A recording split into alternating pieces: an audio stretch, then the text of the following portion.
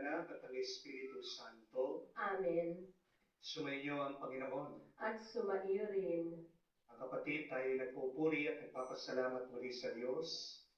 Tayo ay nasa ikalabing-anim ng linggo ng pangkaraniwan na panahon. Maririnig natin sa ating mabuting balita ang kwento ng pagbisita ni Jesus sa bahay ni Marta at ni Maria.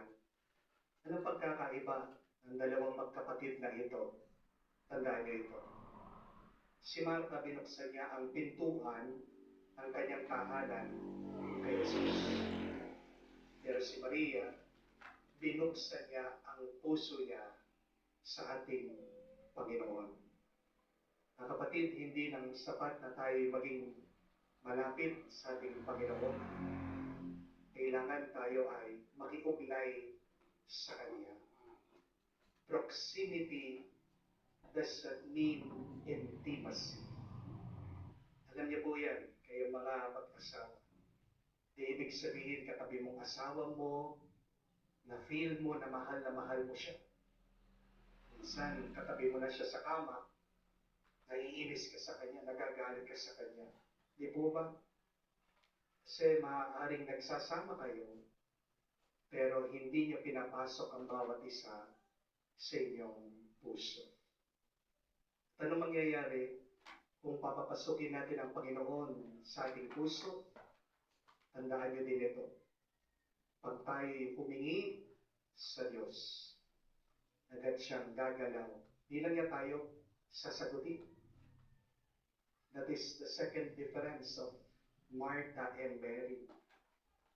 With Martha, Jesus answers that it is only through Mary that Jesus moves.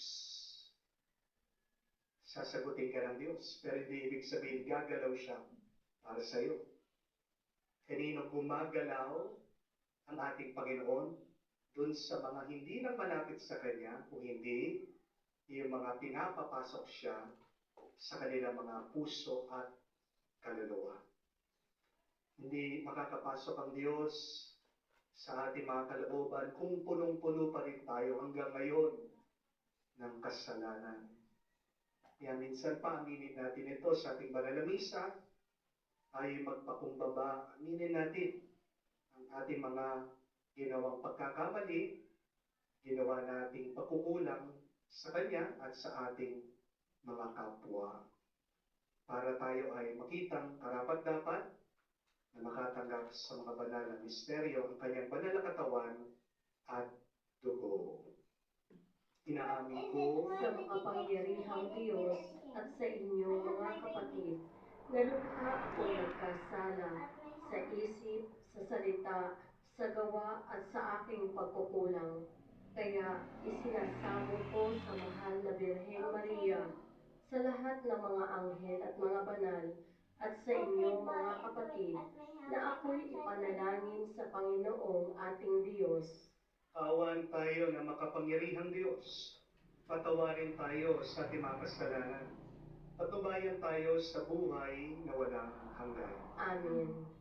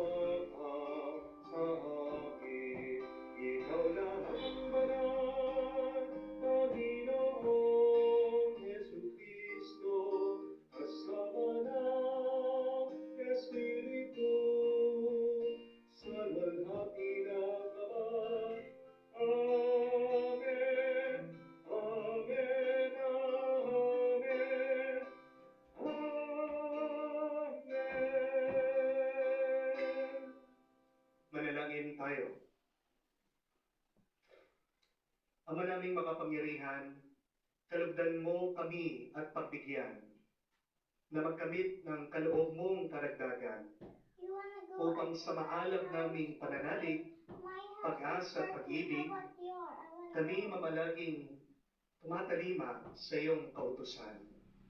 Sa pamamagitan ni Jesucristo, kasama ng Espiritu Santo, magpa sa walang hanggan. Amen.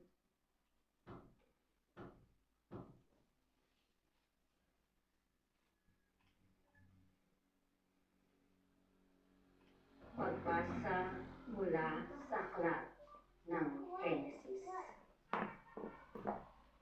Noong mga araw na iyon, nagpakita ang Panginoon kay Abraham sa Mamre, sa may sagradong mga punong kahoy. Nooy kainitan ng araw at nakaupo siya sa pintuan ng kanyang tolda. Walang ano-ano'y may nakita siyang tatlong lalaking nakatayo. Patakbo siyang sumalubong. Yumukod ng halos sayad sa lupa ang mukha at sinabi, "Mga Ginoo, kung inyong mamarapatin, magtuloy po kayo sa amin.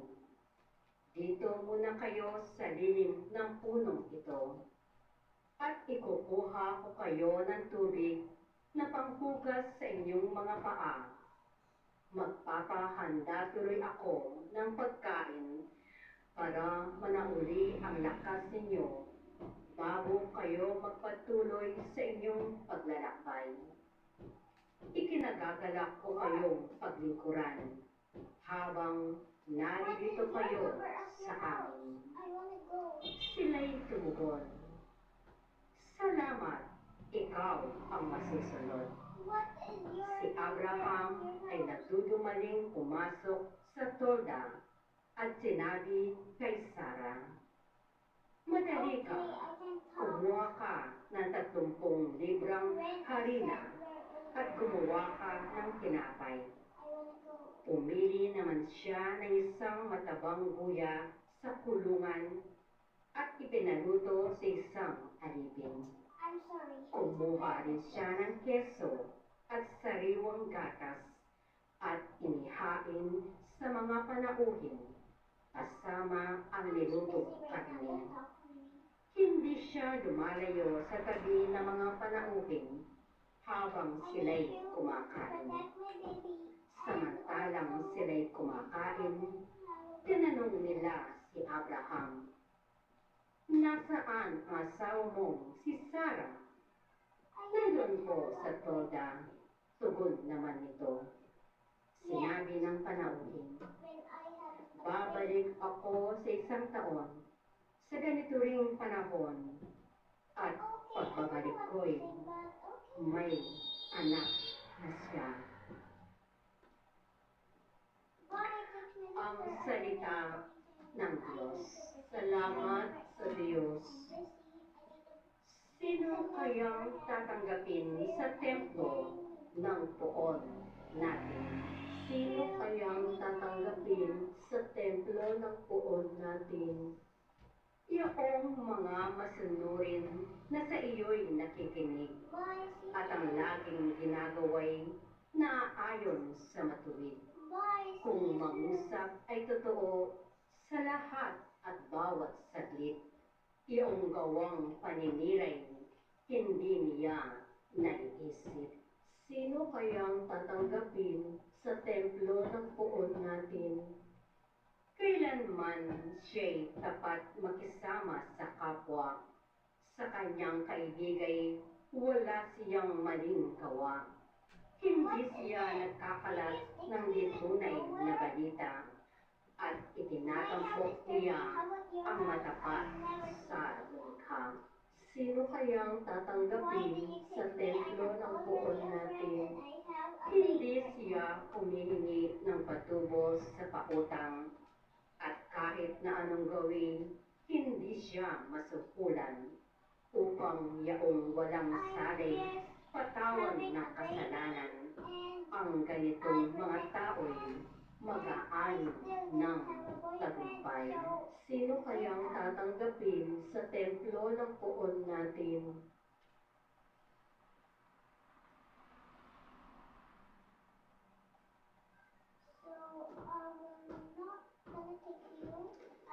Pagbasa mula sa sulat ni Apostol San Pablo sa mga taga-Kolosas. Mga kapatid, nagagalak ako sa aking pagbabata ngayon, alang-alang sa inyo, sapagkat sa pamamagitan nito'y nagpapatuloy ko ang paghihirap na kailangan pang gawin ni Kristo para sa simbahan na kanyang katawan.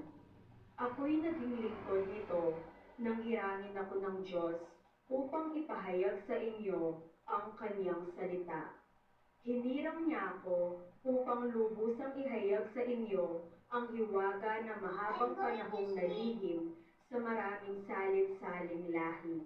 Ngunit ngayoy inihayag sa kanyang mga anak.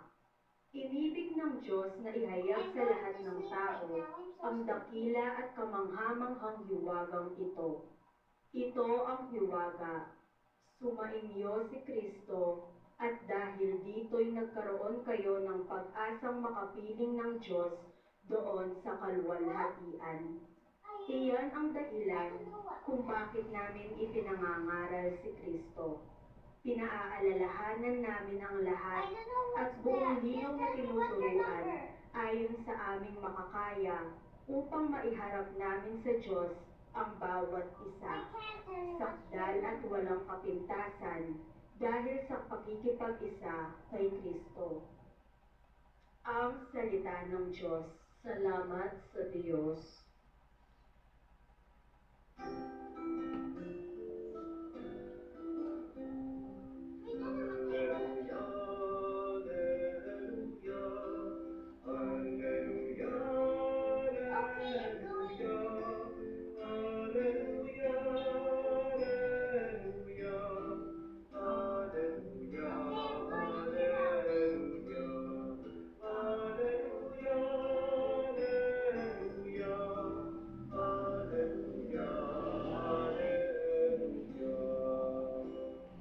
Ang salitang mula sa Diyos, kapag isinasaloob, ay mamumunga ng lubos.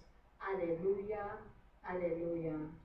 Sumainyo ang Panginoon. At sumaiyo rin. Ang mabuting balita ng Panginoon ayon kay San Lucas. Papuri sa iyo, Panginoon. Noong panong iyon, pumasok si Jesus sa isang nayon. Malugod siyang tinanggap ng isang babaeng nagngangalang Marta sa tahanan dito. Ang babaeng ito ay may isang kapatid. Pangalan ay Maria. Naupo ito sa paanan ng Panginoon at nakikinig sa kanyang tinuturo. Alalang-alala si Marta sapagkat kulang ang kanyang katawan sa paghahanda. Kaya't lumapit siya kay Jesus at ang wika, Panginoon, sabihin niyo nga po sa aking kapatid na tulungan naman ako. Ngunit sinigot siya ng Panginoon, Marta, Marta, naliligalig ka at abalang-abala sa napakaraming bagay. Ngunit, isa lamang ang talagang kailangan. Pinili ni Maria ang lalong mabuti at ito'y hindi aalisin sa kanya. Mga kapatid, ang mabuting balita ng ating Panginoon. Pinupuri ka namin, Panginoong Heso Kristo. Magandang araw po muli sa inyong lahat and a blessed Sunday po sa inyong lahat. Minsan po, merong isang kwento tungkol sa isang matandang lalaki na nakasakay po sa isang bus. Siya po ay nandun sa pinakaharap, malapit po sa pintuan ng bus. At kinausap po niya yung driver, sabi niya, Mama, mamaya tuturo ko sa iyo kung saan ako bababa. Pakibagal na lang ng kakaunti para tumalon na lang ako, kailangan doon ako bababa. At sabi po ng driver, ay, bawal na po yan. Meron na po tayo mga designated bus stop, baka mahuli po ako ng mga MMDA. Sabi po nitong matanda, huwag ka mag-alala, sanay ako, basta Mabilis lang naman. Bagal mo lang yung iyong sasakyan, itong bus. Walang bahala. Tatalon ako. Walang makakakita sa atin. Nagkakamot po ng ulo. Itong bus driver, makulit ang matanda. Sige po ha. Nung malapit na po, dun sa isang kanto, itong matanda, sinabihan na yung driver. Yan na. Bagal mo na. Salamat ha. Biglang tumalon daw po yung matanda dun sa kanto, dun sa daan. At habang pinapaandar po ng bus driver yung kanyang sasakyan, yung pong konduktor na doon sa gitna ng bus, nakita po yung matanda na kabababa pa lang, kala po niya, sasakay siya sa bus. Kaya ang ginawa po ng konduktor, bumaba siya, at binuhat yung matanda, sinakay na naman siya sa bus. Galit na galit po itong matanda. Sabi, bakit mo ba sinakay? Bakit po? Sabi ng konduktor, di po ba kayo sasakay? Kabababa ko pa lang. Sabi niya, nagpapara na ako. Diyan ako bababa. Sinakay mo na naman ako. Paano ako yan? Eh, pasensya na po. Kunti na lang po, sasakalin ng matanda yung konduktor. Namiss po niya yung kanyang babaan. Pero anong aral? Tandaan niyo po ito. Hindi lahat ng tulong natin ay nakakatulong sa iba. Amen? It doesn't mean that you are helping, that you are really helping somebody.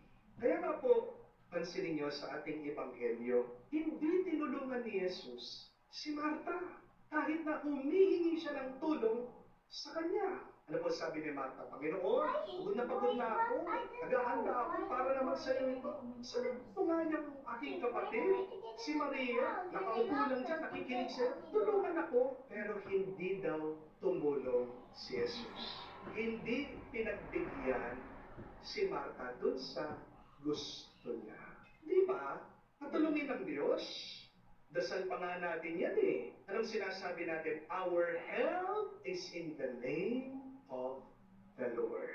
Pero, bakit itong humihingi ng tulong, hindi siya tinulungan? Bakit hindi tinulungan ni Jesus si Marta kahit na umiding naman siya? Kasi hindi tulong sa trabaho ang kailangan ni Marta. Amen? Ang kailangan talaga ni Marta, pahinga, pakikinig sa Diyos, pakikiisa kay Jesus. Kaya bumisita doon si Jesus kasi gusto niyang makasama sila. Sabi nga ni Jesus kay Marta, pag wala silang ginagawa, feeling nila wala na silang kwenta. But please, understand this. Remember this. God does not measure your worth by your work. Ang halaga mo, kapatid, hindi naman nakikita yan dun sa iyong trabaho, dun sa iyong ginagawa. You are important with or without work. God loves you even if you're doing something or not doing anything. May trabaho ka, wala kang trabaho, kumikita ka, baon ka sa utang, mayaman ka, mahirap ka. Di mahalaga yan sa Diyos. Ang mahalaga sa Diyos, mahal ka niya. Kahit na madalas hindi mo siya mahal. Yan ang mabuting balita. God does not need your work. God needs your time. God needs your presence. God needs your focus. Hindi ko po sinasabi na huwag na kayo magtatrabaho, ha? Ang sinasabi ko lang po, alamin mo ano ang dahilan, bakit nagtatrabaho ka, bakit nagpapagod ka. Ang sinasabi ko lang po, sana alamin mo, ano bang pinakamahalaga sa buhay mo, yun yung unahin mo. Ang mga empleyado po, required po silang magkaroon ng SSS, Social Security System. Para po pag nag-retire, di ba, may pension sila, may tulong sa kanila. Pero alam niyo po, ang Diyos, nire-require ka din niya magkaroon ng SSS. Ano po yung SSS ng Diyos? Remember this.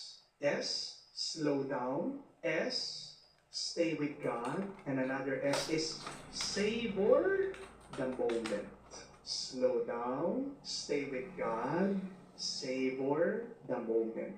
And that's because in our world today, one of the silent diseases, illness that kills us is restlessness. Hindi tayo tumitigil, masyado tayong balisa, masyado tayong nag-aalala, pinapatay natin ang ating sarili sa trabaho.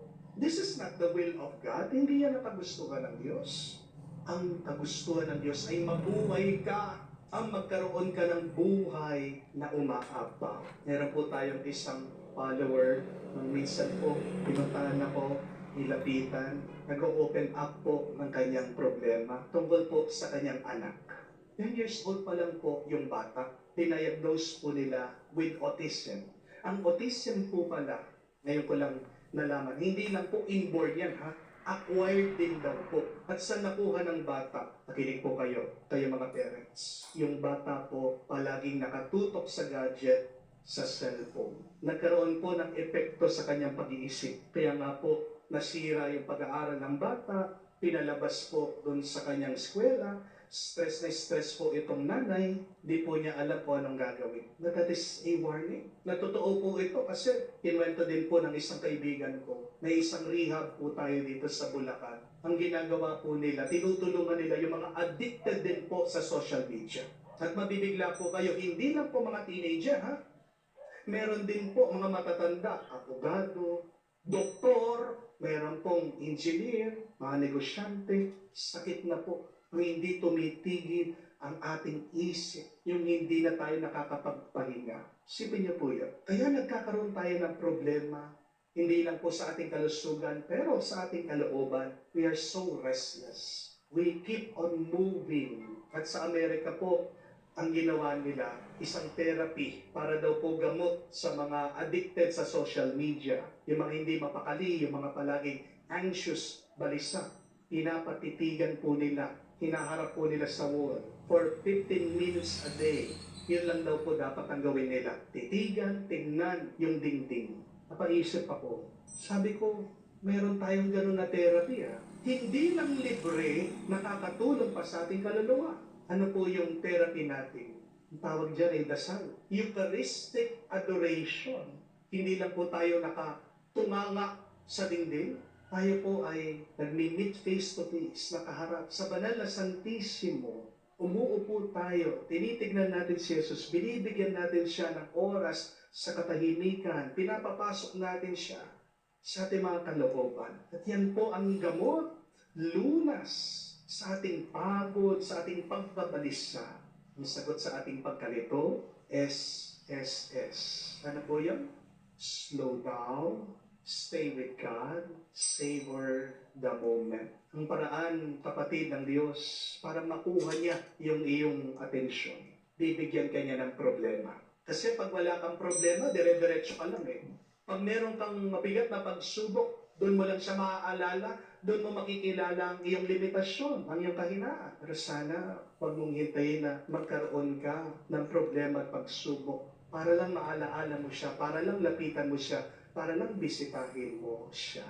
Be aware that when God does not help you, it means God wants you to be close to Him, to stop, and to stay with Him. Kapatid, the best thing in life is not working. But the best thing in our life is being with the people, the person that we love. Amen? Gusto niyo po bang nagtatrabaho? Aminin niyo. Tapatan. Di ba hindi? Pero anong tuwa niyo yung pag-uwi niyo, makikita niyo mga anak niyo, mga minamahal niyo, nawawala lahat ng pagod niyo. Di po ba? Ang pinakamasarap na karanasan sa buhay ay hindi yung nagtatrabaho ng nagtatrabaho. Ang pinakamasarap na bagay sa buhay ay ang karanasan na makasama mo ang iyong mga minamahal. Sana maging malinaw po sa atin ito. Bakit ka nagtatrabaho? Para magkaroon ka ng mas maraming oras, panahon na makasama mo ang iyong pamilya. Huwag mong ipagpapalit ang iyong buhay sa trabaho. Huwag mong ipagpapalit ang iyong mga minamahal diyan sa iyong ginagawa. Life is short. Naiksi lang po ang buhay. Bibigla ka. It's just one click. Habang ikaw ay nakahiga sa kama, binabalikan mong iyong buhay, gusto mo bang maalaala yung lahat ng pagod mo sa trabaho mo? Kaya nangangawit ka, kaya na-stress ka, kaya na-pressure ka? Di ba? Ang sarap na bago ka man lumisan dito sa mundo, ang naaalala mo yung mga panahon na kasama mo ang iyong mga minamahal. Kaya matuto po tayo, mga kapatid, magkaroon ka sana ng SSS. Huwag lang puro trabaho. Hindi ka maliligtas ang trabaho mo. Do not replace your worship with your work. Ang ibig sabihin ng SSS, slow down, stay with God, and savor each moment. Makikita mo, mararanasan mo kapatid, mas lalakas ka pa, mas matutuwa ka, mapupuno ka ng kapayapaan ng Diyos ngayon at magpakailanman. Tumayo po tayo, pahayag natin ang ating pananampalataya. Sumasampalataya ako Sa Diyos sa mga makapangyarihan sa lahat na may gawa ng langit at lupa, sumasampalataya naman ako kay Heso Kristo, iisang anak ng Diyos, Panginoon nating lahat, nagkatawang tao siya, lalang ng Espiritu Santo, ipinanganak ni Santa Mariang Birhen, pinagpakasakit ni Poncio Pilato, ipinako sa krus, namatay, inilibing, nanaog sa kinaroroonan ng mga yumao, nang may ikatlong araw, nabuhay na mag-uli, umakyat sa langit, naluluklok sa kanang ng Diyos ang mga makapangyarihan sa lahat. Doon magmumulang paririto't maghuhukom sa mga nabubuhay at nangamatay na tao.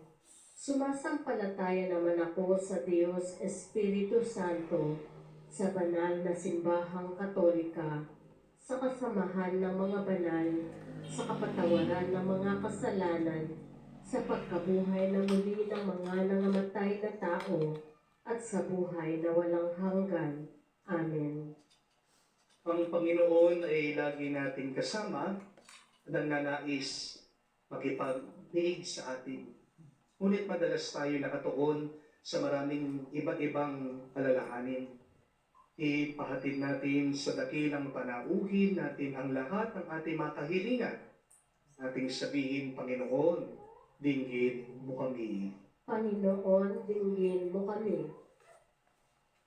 Para sa Santa Iglesia, naway lagi siyang alalahanin ang kahulugan ng Panginoon bilang natatanging panauhin natin. Manalangin tayo. Panginoon, dinggin mo kami. Para kay Santo Papa Leo ika-14, mga obispo at mga pinuno ng simbahan, pakinggan nawa nila ang pangaral ng Panginoon at ipahayag ito sa iba, sa gawa at salita. Manalangin tayo. Panginoon, dinggin mo kami.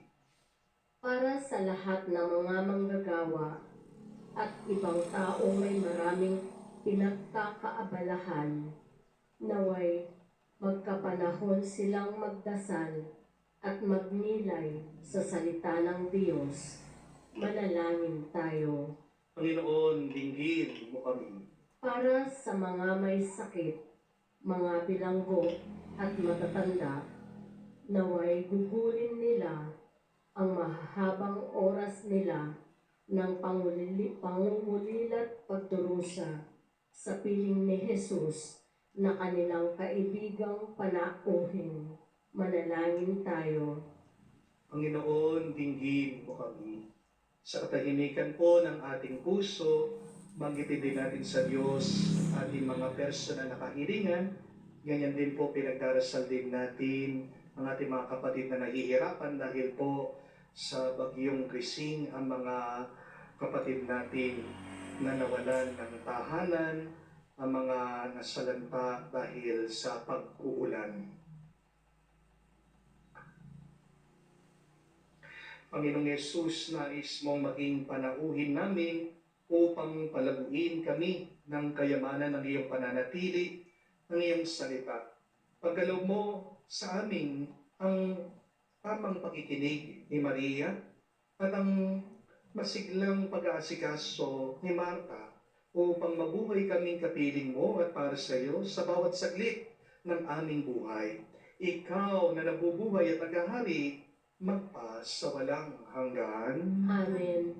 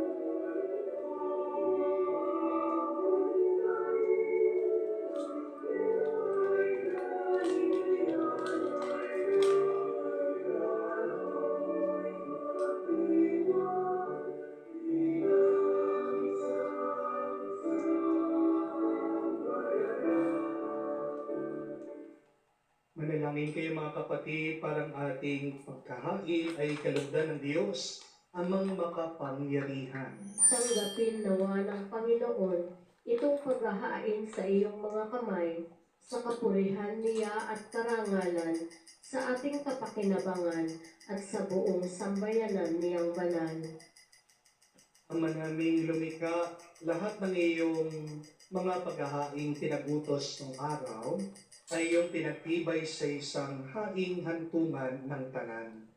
Tanggapin ang ginaganap namin ngayon ng iyong mga lingkod at basbasan mo ito ng kabanalang gaya ng iyong kaloob na mga alay ni Abel na lubhapong kinalugod upang ang mga handog ng bawat isang nagbigay para sambahin ang banal mong ngalan ay magkamit ng karagdagan mong kasiyahan sa pamamagitan ni Kristo kasama ng Espiritu Santo magpa sa walang hanggan. Amen. Sumainyo ang Panginoon. At sumaiyo rin. Itaas sa Diyos sa inyong mga puso at diwa. Itinaas na namin sa Panginoon. Salamatan natin ang Panginoong ating Diyos. Marapat na siya ay pasalamatan. Ama naming makapangyarihan, tunay nga marapat, ikaw ang aming pasalamatan. Nasa iyong aming buhay, pagkilos at pag-iral. Sa pamuhay namin araw-araw, tinatamasa namin ang iyong pagmamahal. Sa pag-ibig mong pinunla sa sangkatauhan, ang Espiritu Santo'y unang aning bigay. Ng anak mong naglagat sa amin ng katiyakan. Nakalaan mabuhay kami sa piling mo kailanman. Kaya kaisa na mga anghel nagsisiawit ng papuri sa iyo nang walang humpay sa kalangitan. Kami nagbubuni sa iyong kadakilaan.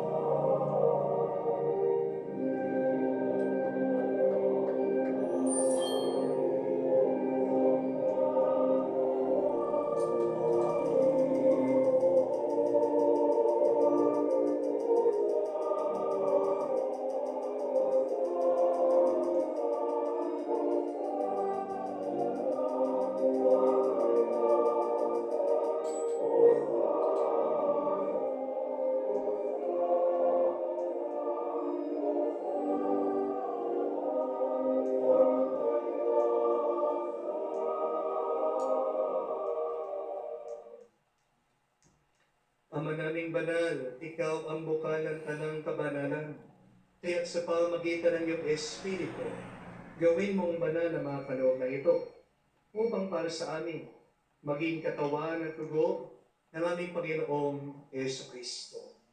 Bago niya pinagtiis ang kusang loob na maging handog, hinawakan niyang tinapay, pinasalamatan kanya, pinagati-hati niya iyon, inabot sa kanyang malagad at sinabi, "Tanggapin ninyong lahat ito at kanin.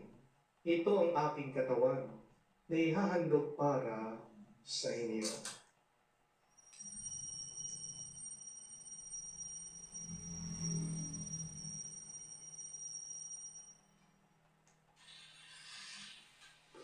Gayon din naman na matapos ang hapunan, hinawakan niyang kalis. Muli kanyang pinasalamatan. Inabot niyang kalis sa kanyang malagad at sinabi, "Tanggapin ninyong lahat ito at inumin. Ito ang kalis ng aking dugo, ng bago at walang hanggang tipan. Ang aking dugo ibubuhos para sa inyo at para sa lahat, sa ipagpapatawad ng mga kasalanan. Gawin ninyo ito sa pag-alaala sa akin."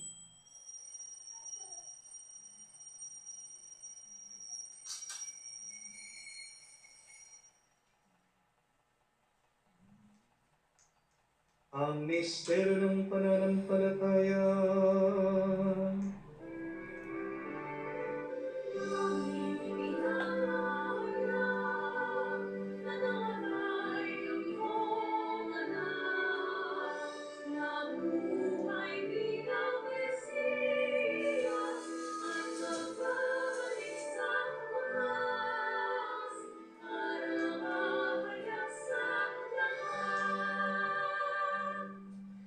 ginagawa namin ngayon ang pag-alaala sa pagkamatay, muling pagkabuhay ng iyong anak.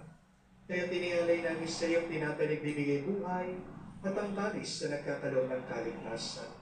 Kami nagpapasalamat dahil kami ang minarapat na tumayo sa harap mo para maglingkod sa iyo. Sinasama namin kami magsalo-salo sa katawan at dugo ni Kristo ay mabuklod sa pagkakaisa sa pamagitan ng Espiritu Santo. Ama, ligapin mong iyong simbahan, laganap sa buong daigdig. Puspusin mo kami sa pag-ibig. Kaisa ni Leon, ang aming Santo Papa, si Florentino, aming Arsobispo at ng Tanang Kaparian. Palalahanin mo rin ang aming mga kapatid na naimlay may pag-asang sila'y muling mabubuhay. Ngayon din naman lahat ng mga pumanaw. Kawan mo't sila't patuloy sa iyong kaliwanagan. Kawan mo't panggitapating kaming lahat, makasalo sa iyong buhay na walang wakas. Kaisa ng mahal na Birhen Maria, Ina ng Diyos. Kaisa ni San Jose, ang kanyang malwalhating esposo. Kaisa ng mga apostol, lahat ng mga banal, na namuhay dito sa daigdig, nakalugod-lugod sa iyo. May pagdiwang naman namin ang pagpupuri sa kararangal mo sa pamagitan ng iyong anak, aming Panginoong Yeso Kristo. Sa pamamagitan ni Kristo, kasama niya at sa Kanya, ang lahat ng parangal at papuri ay sa iyo, Diyos Ama, makapangyarihan, kasama na Espiritu Santo, magpasawalang hanggan.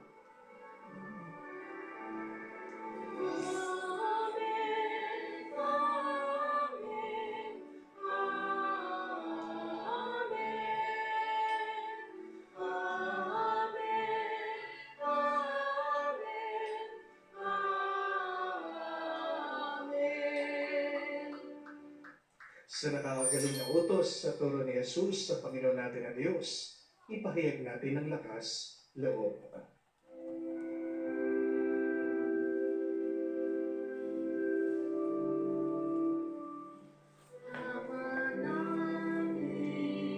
Sumasalangit ka, sambahin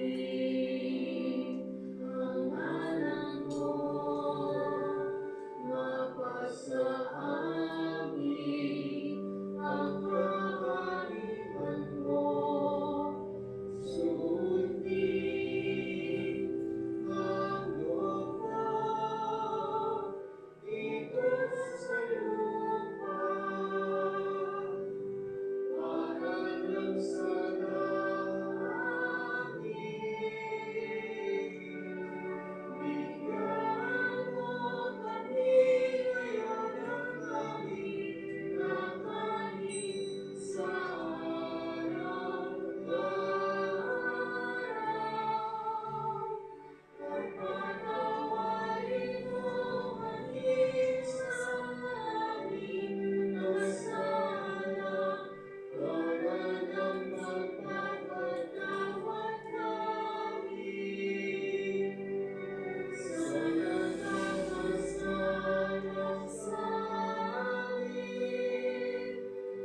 At huwag mo kaming ibalik dulot sa bugso, hayaan mo kami sa lahat ng masama.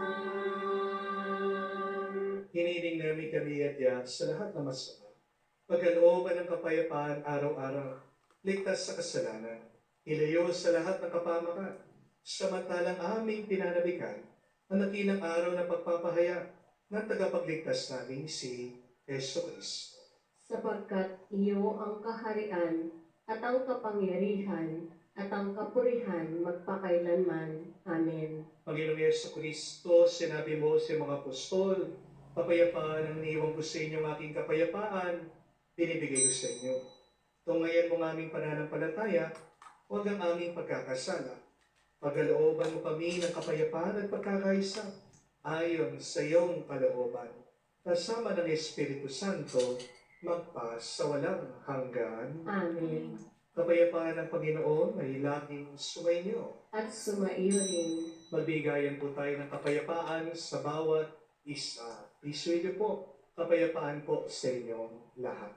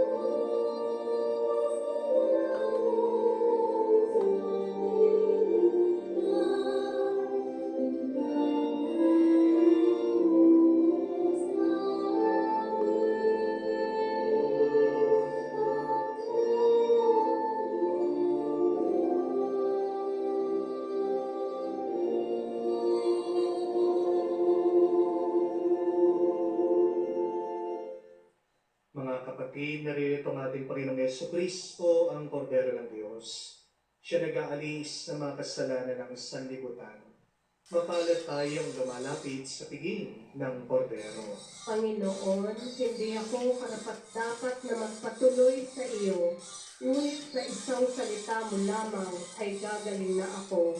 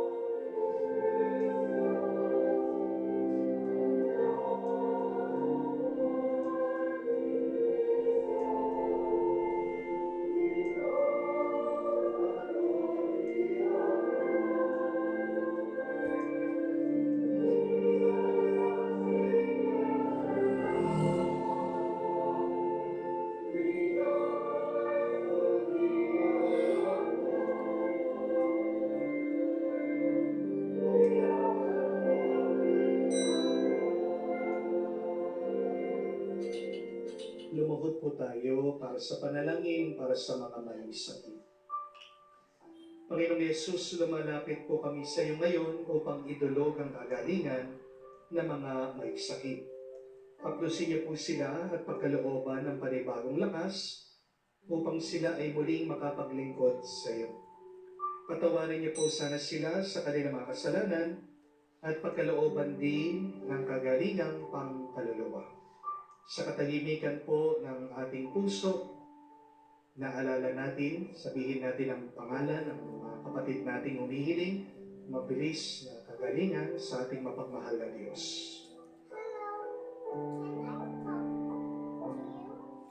Hinihiling namin ito sa ngalan ni Kristo, aming Panginoon. Amen. Panalangin para sa mga OFW, mga pinapanalangin namin sa iyo natatanging kahilingan ng lahat ng mga nagtatrabaho sa ibang bansa. Tulungan mo sila bawat sandali ng kanilang buhay habang nasa ibang bansa. Palakasin mo sila kapag pinanghihinaan sila ng kalooban. Pagalingin mo sila tuwing nagkakasakit. Aliwin mo sila kapag nalulungkot sila. Ilayo mo sila sa namang masama at kapamakan upang magpatuloy sila lagi sa kanilang buhay. Mapahalagan nawa ng kanilang pamilya ang bawat sakripisyo nila sa ibang bansa upang huwag masayang ang kanilang pagpapagal. Kawaan at pagkalooban mo ng biyaya ang lahat ng mga OFW dahil sa iyo lamang aasa at wala nang iba pa. Ang lahat ng ito ay aming sama-samang panalangin sa ngalan ni Jesus. Amen. Banal na mukha ni Jesus. Kaawaan mo kami. Tumayo po tayo. Manalangin tayo. Ama naming mapagmahal, manatili kang kapiling ng iyong sambayanan na ngayon pinapakinabangan mo sa iyong sariling buhay. At gawin mo kami pasulong na makahakbang mula sa dati naming pagkamakasalanan, patungo sa pagbabagong nagdudulot ng iyong kabutihan sa pamamagitan ni Jesucristo kasama ng Espiritu Santo magpa sa walang hanggan. Amen. Muli po ako ay nagpapasalamat sa inyong lahat na walang sawang sumusuporta sa ating Facebook page, YouTube channel, sa inyo pong mga donations. Marami po tayong natutulungan, nabibigyan pong baon. Meron po tayong mga napapakain na mga bata. No? Meron po tayong mga 71 na mga batang napapakain araw-araw pag sila'y pumapasok sa kanilang eskwela. Maraming salamat din po sa mga nagpapadala ng bigas. No? Malaking tulong po sa mga sakop po naming informal settlers. Hindi na po sila tinatawag na squatters. Dahil dito po sa Pampanga, alam niyo naman po, konting ulan lang, binabaha. Kaya nga po, pag umuulan na, nakakatanggap po ako ng text message sa aking mga sakop. Father, wala po kaming bigas. Kaya pag kayo po'y pumunta dito sa kumbento, makikita niyo ang dami naming bigas. Nakahanda po palagi dun sa mga humihingi, dun sa mga nagpapatulong. At hindi po kami makakatulong sa kanila kung hindi po sa inyong generosity, sa inyong kagandang loob. Maraming salamat po. I pray that the Lord would bless you more. Konting ingat lang po na may nagpapanggap talaga na ako. Pasabihin, hihingi sa inyo na donation para sa orphanage, bahay ampunan. Pero mag-ingat po kayo kasi hindi po yung pangalan ko yung nandoon sa GCash o magpapadala po sila ng account, hindi po nakapangalan sa akin. Kaya nga kayo po ay medyo mag-ingat, magtaka na kayo. No? Wala pong ibang mga online mga accounts kung hindi po yung pina-flash po namin dun sa ating offertory. No? At hindi po kami diretsyo na nagme-message sa inyo. Kami lang po ay naghihintay kung anong ibibigay nyo, minsan kahit piso, no? May mga nagsesend po na piso lang. Pag nag-ipon po yun, malaking bagay na po yun. Maraming salamat po muli sa inyo at mag-ingat po kayo sa mga manloloko.